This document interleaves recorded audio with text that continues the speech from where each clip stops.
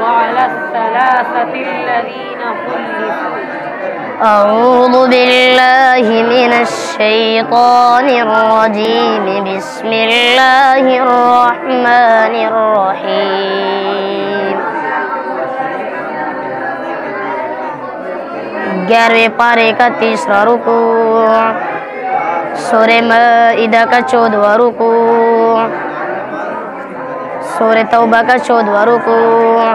सूरतुत तौबा मदनिया, ये सूरत मदीने के अंदर नाजिल हुई। इस सूरत में 16 रुकू और 129 आयतें हैं। बिस्मिल्लाहिर्रहमानिर्रहीम। वअला अल-थलाथतिल्लज़ीना खुल्लिफू हत्ता इज़ा ज़ाक़त अलैहिमुल अर्दु बिमा रहबत व ज़ाक़त अलैहिम अनफुसुहुम व ज़न्नू अल्ला मल्जअ मिनल्लाहि इल्ला इलैहि ثم تاب عليهم ليتوبوا إن الله هو التواب الرحيم. يا أيها الذين آمنوا اتقوا الله وكونوا مع الصادقين. ما كان لأهل المدينة ومن حولهم من الأعراب أن يتخلفوا عن رسول الله ولا يرغبوا بأنفسهم عن نفسه، ذلك بأنهم لا يصيبهم ظمأ ولا نصب ولا مخمصة في سبيل الله ولا يطؤون موطئا يغيظ الكفار ولا ينالون من عدو نيلا إلا كتب لهم به عمل صالح. إن الله لا يضيع أجر المحسنين. ولا ينفقون نفقة صغيرة ولا كبيرة ولا يقطعون واديا إلا كتب لهم ليجزيهم الله أحسن ما كانوا يعملون. وما كان المؤمنون لينفروا كافة فلولا نفر من كل فرقة منهم طائفة ليتفقهوا في الدين ولينذروا قومهم إذا رجعوا إليهم لعلهم يحذرون. قالوا أضغاث أحلام. 12वें पारे का 16वां रुकू, सूरह यूसुफ का 6ठा रुकू। सूरत यूसुफ मक्किया, ये सूरत मक्के के अंदर नाजिल हुई। इस सूरत में 12 रुकू और 111 आयतें हैं। बिस्मिल्लाहिर्रहमानिर्रहीम। قالوا أضغاث أحلام وما نحن بتأويل الأحلام بعالمين. وقال الذي نجا منهما وادكر بعد أمة أنا أنبئكم بتأويله فأرسلون. يوسف أيها الصديق أفتنا في 7 بقرات سمان يأكلهن 7 عجاف و7 سنبلات خضر وأخرى يابسات لعلي أرجع إلى الناس لعلهم يعلمون قال تزرعون 7 سنين دأبا فما حصدتم فذروه في سنبله إلا قليلا مما تأكلون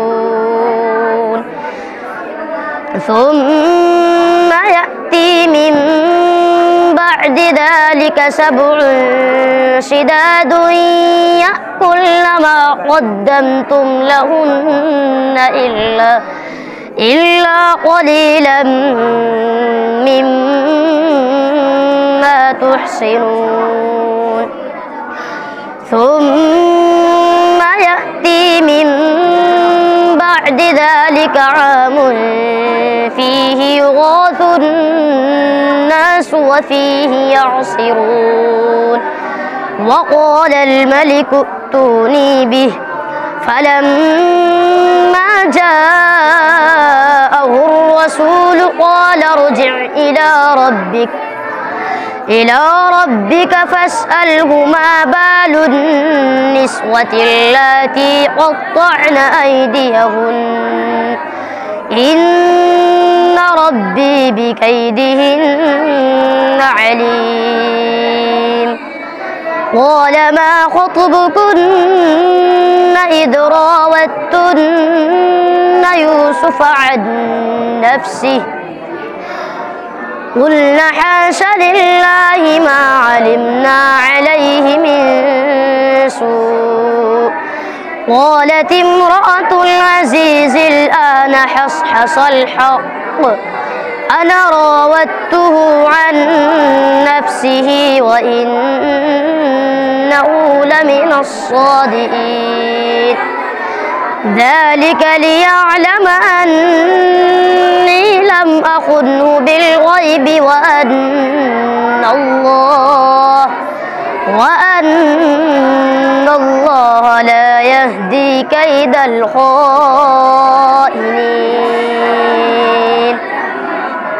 ويستعجلونك بالسيئة قبل الحسنة 13वें पारे का 7वां रुकू सूरह राद का पहला रुकू सूरतुर राद मक्किया ये सूरत मक्के के अंदर नाजिल हुई इस सूरत में 6 रुकू और 43 आयतें हैं बिस्मिल्लाहिर्रहमानिर्रहीम ويستعجلونك بالسيئة قبل الحسنة وقد خلت من قبلهم المثلات وإن ربك لذو مغفرة للناس على ظلمهم وإن ربك لشديد العقاب ويقول الذين كفروا لولا أنزل عليه آية من ربه إنما أنت منذر ولكل قوم هاد الله يعلم ما تحمل كل أنثى وما تغيض الأرحام وما تزداد وكل شيء عنده بمقدار عالم الغيب والشهادة الكبير المتعال سواء منكم من أسر القول ومن جهر به ومن هو مستخف بالليل وسارب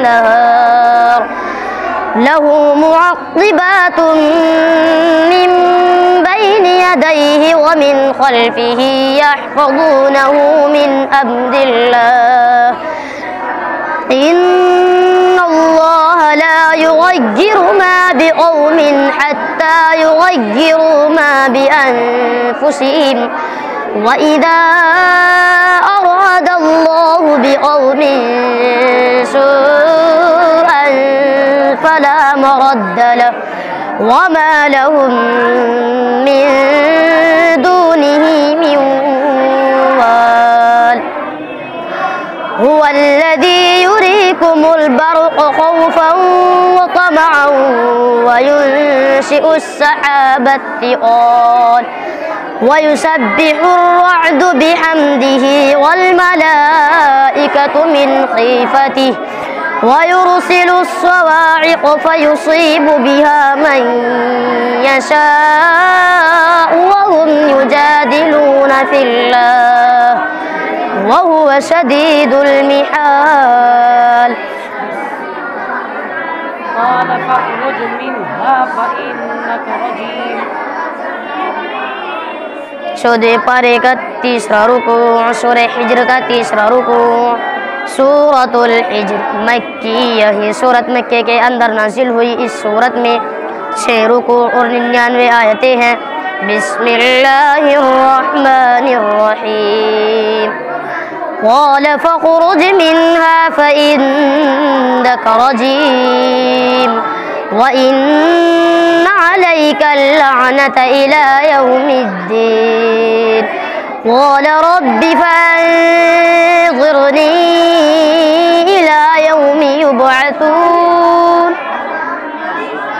قال فإنك من المنظرين إلى يوم الوقت المعلوم قال رب بما أغويتني لأزينن لهم في الأرض ولأغوينهم أجمعين إلا عبادك منهم المخلصين قال هذا صراط علي مستقيم إن عبادي ليس لك عليهم سلطان إلا من اتبعك من الغاوين وإن جهنم لموعدهم أجمعين لها 7 أبواب لكل باب منهم جزء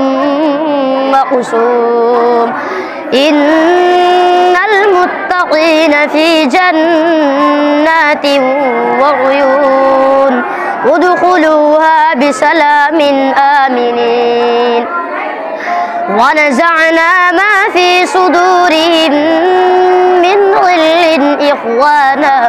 إخوانا على سرر متقابلين لا يمسهم فيها نصب وما هم منها بمخرجين نبئ عبادي أني أنا الغفور الرحيم وأن عذابي هو العذاب الأليم ونبئهم عن ضيف إبراهيم إذ دخلوا عليه فقالوا سلاما قال إنا منكم وجلون सूरतुल कहफ 15वें पारे का 13वां रुकू सूरह कहफ का पहला रुकू सूरतुल कहफी मक्की यही सूरत मक्के के अंदर नाजिल हुई। इस सूरत में 12 रुकू और 111 आयतें हैं। इस सूरत में 12 रुकू और 110 आयतें हैं। बिस्मिल्लाहिर्रहमानिर्रहीम अल्हम्दुलिल्लाहिल्लज़ी अंज़ल अला अब्दिहिल किताब वलम यजअल लहू इवजा क़य्यिमन लियुनज़िर बअसन شديدا من لدنه ويبشر المؤمنين الذين يعملون الصالحات أن لهم أجرا حسنا ماكثين فيه أبدا وينذر الذين قالوا اتخذ الله ولدا ما لهم به من علم ولا لآبائهم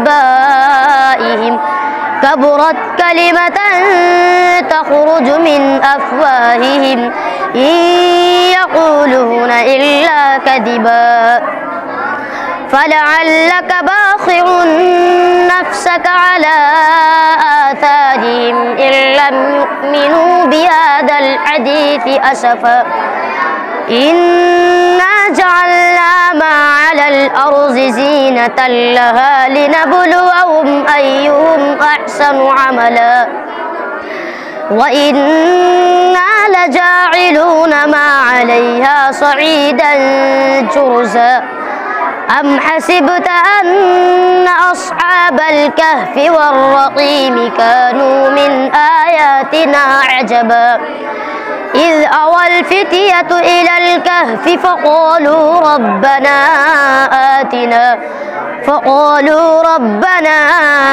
آتنا من لدنك رحمة وهيئ لنا من أمرنا رشدا فضربنا على آذانهم في الكهف سنين عددا صدق الله العظيم.